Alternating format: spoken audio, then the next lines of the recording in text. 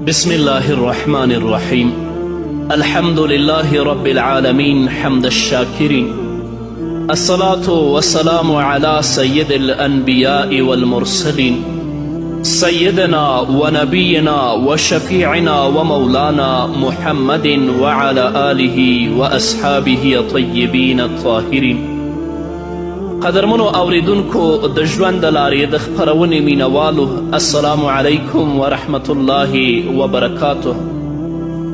ستاسو روغتیا او خوشحالي د پاک رب نه غواړم، په دې هیله چې د صحت او عافیت جامې پر تن ولرئ او خوشحالي مو په برخه وي. دا دی زه محمد یاسین فهیم د ژوند د لارې د خپرونې په وړاندې کولو کې ستاسو په خدمت کې یم. زموږ د نن ورځې د خپرونې موضوع بیا هم د ژوند کولو زرین اصول. درنو اوریدونکو، د ژوند کولو د زرینو اصولو څخه یو اصل دا دی چې ته به د خلکو د احساساتو خیال ساتي، او نبی کریم صلی الله علیه وسلم هم په خپلو ویناو کې د خلکو د احساساتو د خیال ساتلو حکم کړی. نبی کریم صلی الله علیه وسلم فرمایي، د ابن ماجه حدیث دی، لا تدیم النظر الی المجذومین. تاسو هغو کسانو ته چې هغوی د پیس یا د برګي په مرض باندې اخته وي نیغ نیغ مه ګورئ. پیس یا برګی داسې یو ناوړه مرض دی چې په دې مرض د اخته کسانو مخونه او نور وجود ته ډیر غلیظ وي. نو له دې امله هیڅ مناسب نه ده چې د برګي په مرض د اخته کسانو خواته ورشئ او هغو ته رډ رډ لیدل پیل کړئ. که داسې مو وکړل نو هغه ته به خپله ناروغي او نیمګړتیا ور یاده شي او په دې کار به ډیر خفه شي. نو ځکه نبی کریم صلی الله علیه وسلم فرمایي، لا تدیم النظر الی المجذومین. د ابن هشام سیرت لیکي، یوه ورځ رسول الله صلی الله علیه وسلم د ابوبکر رضی الله تعالی عنه د پلار ابو قحافه سره ډیره ښه او د کرم څخه ډکه معامله وکړه. رسول الله صلی الله علیه وسلم چې د مکې مکرمې د فتحې لپاره د نورو مسلمانانو سره یو ځای مکې مکرمې ته راغی، نو ابو قحافه چې دا وخت ډیر زوړ او نابینا هم و، خپل یو واړه زوی ته وویل، ما د قبیس غره لوړې څوکې ته ویسه تر څو وګورم چې دا رښتیا دي او که دروغ، ځکه خلک وایي چې محمد صلی الله علیه وسلم راغلی دی. هغه پلار له ځان سره او د غره څوکې ته وختل. ابو قحافه پوښتنه وکړه، زویه آیا تا ته څه تر سترګو کیږي؟ ځواب یې ورکه، پلار جانه زه یو لوی لښکر وینم چې مکې خواته را روان دی. ابو قحافه وضاحت وکړه او ویل، دا په اسونو سپور لښکر دی؟ بچي وویل، تر ټولو وړاندې یو کس دی چې ښي او چپ خواته ځغلي. پلار یې وویلې، بچیه دا د هغوی لښکر مشر دی چې سپرو کسانو ته لارښودنه کوي. بچي یې په پوره جوش سره وویلې، پلار جانه قسم په الله لښکر خپور شه. ابو قحافه زر ځواب ورکه، بیا خو به لښکر مکې ته رسیدلی وي، ما زر تر زره کور ته ورسوه. خلک وایي چې هر څوک په کور کې وي هغه لپاره امان دی. دواړو د کور په لور منډه واخیسته، خو وړاندې له دې چې کور ته ورسي په اسونو سپرو سره مخ شول. ابوبکر رضی الله تعالی عنه د خپل پلار خواته راغی، هغه یې له لاسه ونیو او جماعت ته یې د محمد رسول الله صلی الله علیه وسلم خواته یوړ. رسول الله صلی الله علیه وسلم چې ابو قحافه ولید نو ډیر زوړ شوی و، هډوکې یې کمزوري و او قوت یې له منځه تللی و. خو ابوبکر رضی الله تعالی عنه خپل پلار ته یوازې د محبت په سترګو لیدل، ځکه د څو کاله وړاندې خپل پلار سره مخه ښه کړې وه او د خپل مقدس دین په خدمت کې بوخ شوی و. رسول الله صلی الله علیه وسلم ابوبکر رضی الله تعالی عنه ته ولیدل او د ده لوړې مرتبې د اظهار په کولو سره ویل، مشر به دې په کور کې کینولی وی، زه به پخپله د ده خواته ورغلی وی. ابوبکر رضی الله تعالی عنه پوهیده چې مسلمانان د جنگ په حال کې دي رسول الله صلی الله علیه وسلم د دوی مشر دی. له رسول الله صلی الله علیه وسلم سره وخت کم او کار ورته ډیر دی، نو ځکه یې مناسب وګڼله چې رسول الله صلی الله علیه وسلم ته تر کوره د ورتللو تکلیف ورنه کړي. ابابکر صدیق رضی الله تعالی عنه له نبی کریم صلی الله علیه وسلم څخه مننه وکړه او ویل ای د الله رسوله څه اړتیا ده چې ته زما د پلار ابو قحافه خواته ورشي، د ده فرض جوړیږي چې ستا خواته پلی راشي. رسول الله صلی الله علیه وسلم ابو قحافه خپلې خواته کیناوه، په سینه یې ورته لاس راښکه او ویل اسلام قبول کړه. د ابو قحافه څیره سره شوه او پرته له ځنډه یې وویلې اشهد ان لا اله الا الله و اشهد ان محمدا عبده و رسوله. ابو بکر رضی الله تعالی عنه د خپل پلار په اسلام راوړلو ډیر خوښ شو، دومره خوشحاله شو چې د ډیرې خوښۍ څخه یې ځان نشه قابو کولی. د ابو بکر رضی الله تعالی عنه د خوښۍ او خوشحالۍ هیڅ اندازه نه وه. رسول الله صلی الله علیه وسلم چې د ابو قحافه په سر او ګیره کې سپینو ویښتو ته وکتل، نو صحابه کرامو رضی الله تعالی عنهم ته یې وفرمایل د ده د ویښتو رنګ بدل کړئ، البته سیاهي پرې مه لګوئ، یعنې توروئ یې مه. هو نبی کریم صلی الله علیه وسلم به خلکو سره د معاملاتو پر وخت د هغوی د ذاتی نفسیاتو او احساساتو همدغسې خیال ساته، نو ځکه نبی کریم صلی الله علیه وسلم سره د خپلو یارانو په خپل ژوند کې کامیاب ول. همدارنګه په کومه ورځ چې نبی کریم صلی الله علیه وسلم مکې مکرمې ته ننوت، نو نبی کریم صلی الله علیه وسلم لښکر په څو برخو وویش. د انصارو د ډلې بیرغ جلیل القدر او بیویرې صحابي سعد بن عباده رضی الله تعالی عنه ته په لاس کې ورک. سعد رضی الله تعالی عنه چې کله د مکې مکرمې خلکو ته وکتل، نو همغه خلک یې تر سترګو شول چې له رسول الله صلی الله علیه وسلم سره د جنگ اعلان کړی و. په رسول الله صلی الله علیه وسلم یې د مکې پراخه ځمکه تنګه کړې وه، خلک یې په زوره منع کړي و چې رسول الله صلی الله علیه وسلم ته نږدې شي. سمیه رضی الله تعالی عنها هم دوی په شهادت رسولې وه، یاسر هم دوی شهید کړی و. همدغه خلک ول چې سیدنا بلال رضی الله تعالی عنه ته یې ډول ډول تکلیفونه ورکړي ول. د سعد بن عباده رضی الله تعالی عنه په خوښه مکوال د دې وړ و چې بدل ترې واخیستل شي، نو په ډیر جوش او ولوله یې په لوړ غږ وویل اليوم یوم الملحمة اليوم تستحل الحرمه. نن د وینې تویونې او د مرګ او ژوبلې ورځ ده، نن حرمت حلال دی. د سعد بن عباده رضی الله تعالی عنه دا خبره چې قریشو واورېدله، نو ډیره سخته ورته تمامه شوه او ویرې ونیول. فکر یې وکړه چې سعد بن عباده رضی الله تعالی عنه د قریشو په منځ کې په مرګ ژوبله لاس پورې نه کړي. په همدې مخه د قریشو یوې ښځې رسول الله صلی الله علیه وسلم په لار کې ایثار که او د سعد رضی الله تعالی عنه په اړه یې ورته شکایت وکړه. ښځې فی البدیهه شعر ووایه یا نبی الهدى الیک لجا حی قریش ولات حین لجا حین ضاقت علیهم سعة الارض وعداهم اله السما. ای د هدایت نبی، قریش له تانه د مرستې غوښتونکي دي، په داسې حال کې چې اوس د مرستې غوښتلو وخت نه دی. ځمکه سره له پراخي په هغو تنګه شوې ده او د آسمان رب له هغو څخه ناراضه ده. بیا یې ورزیاته کړه ان سعدا یرید قاسمة الظهر باهل الحجون والبطحه.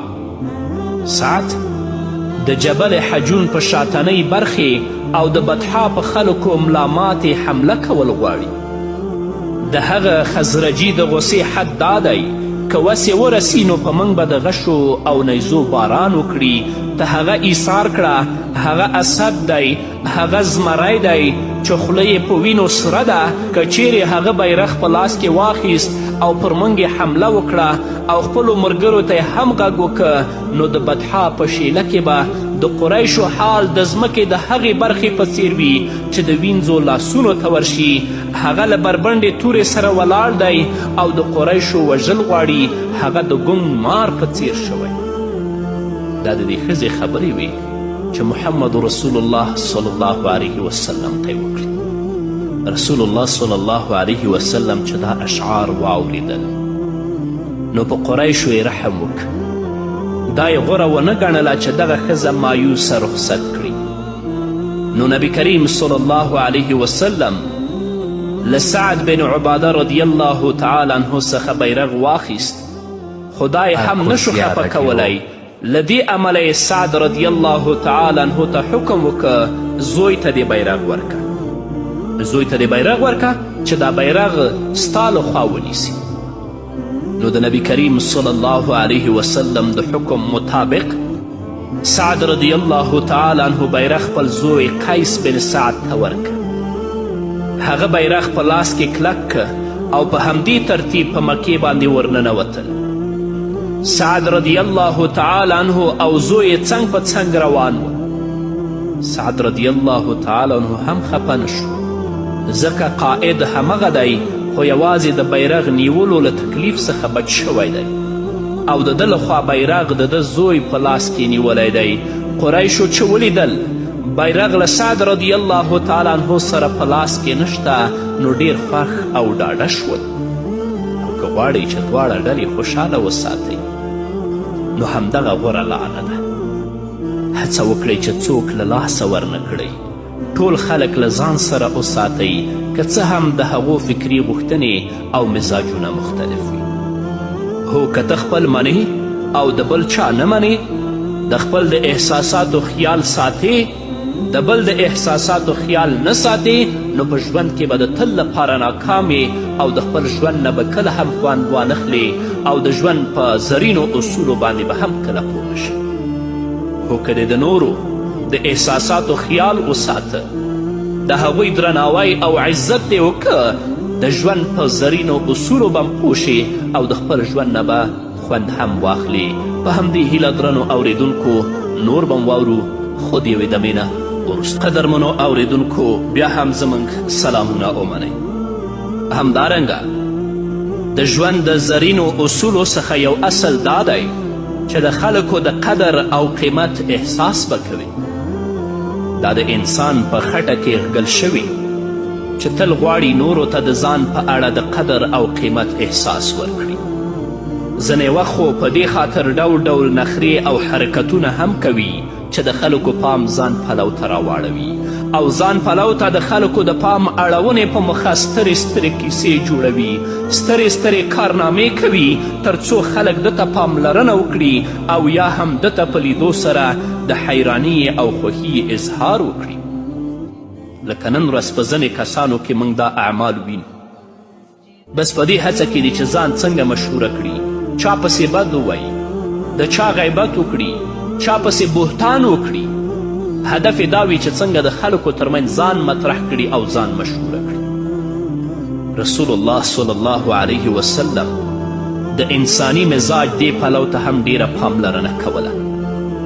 رسول الله صلی الله علیه وسلم سره به د ملاقات پر وخت هر ملاقاتی دا احساس او خیال کوه چې د ده مسئله د محمد رسول الله مسئله ده. ده به داسې محسوسوله چې د ده د ستونزې او پریشانی په اړه رسول الله صلی الله علیه وسلم هم دومره فکر کوي لکه څومره چې دا په خپله فکرمند دی. یوه ورځ نبی کریم صلی الله علیه وسلم د جمعې خطبه ویله. دې وخت کې یو کس د جومات له ور څخه رادننه شو. رسول الله صلی الله علیه وسلم ته خبر ورکړه چې یو کس راغلی او له تا څخه د دین په اړه معلومات ترلاسه کول غواړي. رسول الله صلی الله علیه وسلم چې راغلی کس ولید نو هغه یو صحرایي سړی و او دا هم کیدی شوه چې د خطبې تر پایه صبر هم نه وی کړی. نو نبی کریم صلی الله علیه وسلم له منبر نه راکوز شو، له ده سره په خوا کې کیناست او د دین د احکامو په بیانولو یې ورته پیل وکړ. صحرایي او اطرافي چې په خبره سم پوه شو نو رسول الله صلی الله علیه وسلم منبر ته پورته شو او پاتې خبرو ته یې ادامه ورکړه. د نبی کریم صلی الله علیه وسلم د زغم او متحمل مزاجي هیڅ اندازه نه وه. صحابه و کرامو رضی الله تعالی عنهم هم له رسول الله صلی الله علیه وسلم څخه همدغه زده کړه کړې وه. هغوی به هم خلکو ته د هغوی د قدر او ارزښت احساس ورکوه، د هغوی معاملې ته اهمیت ورکوه او د هغوی په غم او ښادي کې به ورسره شریکېده. کعب بن مالک رضی الله تعالی عنه چې دغه وخت ډیر زوړ شوی و، سترګې هم کمزورې شوې وې، هډوکې هم زاړه او کمزورې شوي وه. د خپلې ځواني یادونه یې تازه کول او خپلو ملګرو ته یې دا کیسه کوله چې زه ولې او څنګه د تبوک له غذا نه پاتې شوم. او کله چې پاتې شوم نو له ما سره د نبی کریم صلی الله علیه وسلم د بیرته راتګ پر وخت سلوک څنګه و. دا پیښه پخپله کعب بن مالک رضی الله تعالی عنه داسې بیانوي. دا پیښه د احادیثو په کتابونو کې موجوده ده. کعب بن مالک فرمایي د تبوک غذا د نبی کریم صلی الله علیه وسلم وروستنۍ غذا وه. ډیره ګرمي وه، فصلونه او میوې پخې وې، فصلونه ریبلو ته تیار ول او میوې ټولولو ته تیارې وي. کله چې زه د تبوک له غذا نه پاتې شوم نو په ظاهره کې خوشحاله وم. له دې مخکې هیڅکله له ما سره دوه سپرلۍ نه وې پیدا شوې. د دې جنگ په وخت کې له ما سره دوه سپرلۍ هم پیدا شوې وې. د نبی کریم صلی الله علیه وسلم مبارک عادت چې د نورو عامو خبرو په څیر به یې جنگي خبرې په عامه توګه نه رسوا کولې او نه به د دې په اړه چاته سم معلومات ورکول. د دې جګړې له نورو جګړو سره عمده توپیر همدغه و چې یو خو دغه جګړه په ډیره سخته ګرمي کې منځته راغلې وه او بله دا چې د دې جګړې میدان ته ورتګ هم ډیر ستونزمن کار و. په لاره کې ډیر خطرناک ځنګلونه او دښتې پرتې وې. د ولږې او تندې ډیره خطره وه او بله دا چې د کفارو شمیر هم ډیر و. له همدې امله دا غذا هم د اسلام په تاریخ کې یو ځانګړی مقام لري. په دې غذا کې د مسلمانانو شمیر هم ډیر و او په اسانه توګه شونې نه وه چې د ټولو نومونه په لست کې ولیکل شي. دا هم شونې نه وه چې نبی کریم صلی الله علیه وسلم له هغو خلکو نه خبر شوی وی کوم چې له جګړې څخه پاتې وو.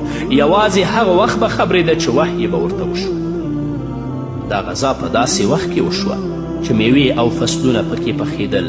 په خاصه توګه سورو ته به د خلکو ډیر زړه کېده تر څو پکې ډډه ووهي او آرام وکړي. په دې وخت کې زما طبیعت هم همدغه و چې چیرته ګوشه ځان ته یو سوری په نښه کړم او آرام پکې وکړم. کعب بن مالک وایي سهار به رسول الله صلی الله علیه وسلم او نورو صحابه و کرامو د جهاد لپاره تیاری کوه او د سفر لپاره به یې توښه اخیستله. زه به هم سهار ووتم مګر زړه به مې نه کېده چې د تللو لپاره څه واخلم. فکر به مې کاوه چې کله روانېدو نو په یو ګړۍ کې به هر څه واخلم او روان بشم. ټوله ورځ به مې په اخوا دېخوا تیره کړه. ماښام به بیرته کور ته راستون شوم او په کور کې به مې ډډه ووهله. په همدې ترتیب شپې او ورځې تیرېدلې او هغه ورځ راورسېدله چې نبی کریم صلی الله علیه وسلم او مسلمانانو د سفر ټول اسباب برابر کړل. نه یوازې دا چې اسباب یې برابر کړل بلکې د تللو لپاره یې تیاری هم ونیوه. مګر زما حالات د مخکې په څیر و او هیڅ سودا مې نه وه اخیستې، هیڅ تیاری مې نه و نیولی. لنډه دا چې مسلمانان د تبوک په لور روان شو. خو زه همغسې وم او زړه مې نه کېده چې له دوی سره ولاړ شم. فکر به مې وکړه پرېږده چې دوی لږ لرې لاړ شي نو زه به وروسته ورپسې ورشم او په دې لاره کې به ورسره یو ځای شم. همداسې مې وکړل. مسلمانان لاړل او زه په کور کې پاتې شوم. مسلمانان ډیر لرې ورسېدل خو زه لا هماغسې په کور کې وم او زړه مې نه کېده چې ور روان شوی وی تر دې چې هغوی د تبوک میدان ته ورسېدل او زه لا په کور کې وم. کله چې ماته معلومات وشو چې لښکر تبوک ته ورسېد نو ډیر خفه شوم او له ځان سره مې وویلې همدا اوس به د تللو تیاری وکړم او د رسول الله صلی الله علیه وسلم او د هغه د ملګرو سره به یو ځای شم، مګر دا هم زما د لاسه ونه شول او بیا هم په تلو کې پاتې راغلم. د نبي کریم صلی الله علیه وسلم له تللو وروسته به چې زه بازار ته وتلم نو ځان به راته ډیر بد ښکاره شو، ځکه ما به په بازار کې له ګوډانو، ړندو او کمزورو خلکو څخه پرته نور څوک نه لیدل، او یا به مې هغه خلک لیدل کومو به چې د مسلمانانو ترمنځ د نفاق اور بلوه. د دوی له لیدلو وروسته به ځان راته ډیر بد ښکاره شو او ځان سره به خجالت شوم. ځان ته به مې ویل دا دې څه وکړل. کله چې رسول الله صلی الله علیه وسلم د تبوک میدان ته ورسید او مسلمانان یې په یو کړۍ کې راټول کړل نو زما نوم یې واخیست او غږ یې وکړ کعب بن مالک څه کوي او چیرته دی. دا به واورو قدرمنو اوریدونکو. خو په بلې خپرونه کې نو دا وه زموږ د نن ورځې خپرونه چې ستاسو درانه حضور ته وړاندې شوه. تر بلې خپرونې پورې چې زه بیا هم ستاسو درانه حضور ته راځم، تاسو ټول په لوی او بخښونکي الله سپارم. پاتې ژوند مو نیکمرغه، ښاد، بریالي او کامیاب اوسئ.